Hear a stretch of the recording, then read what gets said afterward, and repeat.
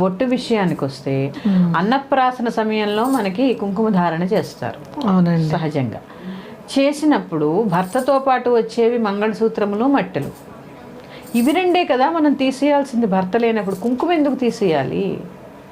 పోనీ అలంకరణ వద్దు, ఎందుకంటే సహజంగా స్త్రీలే వద్దనుకుంటారండి. భర్త ఎప్పుడైతే లేదు, ఎందుకంటే నేను ఈరోజు మంచి చీర కట్టుకున్నాను, బాగా తయారయ్యాను, నా భర్త చూడాలి అని ప్రతి గృహిణి అనుకుంటుంది. అవును కదా. అలాంటి అవస్థ వాళ్ళకు కూడా ఉండదండి. ఎందుకుంటుంది? భర్త లేనప్పుడు బొట్టెందుకు ధరించకూడదండి?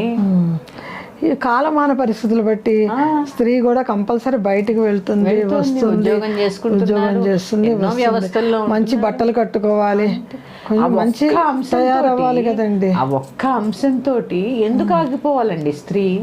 ఇక భర్త లేకపోతే జీవితమే లేదా? భర్త లేకపోతే జీవితంలో దేనికి పనికి రారా? మళ్ళీ అన్నిటికీ పనికొస్తారు.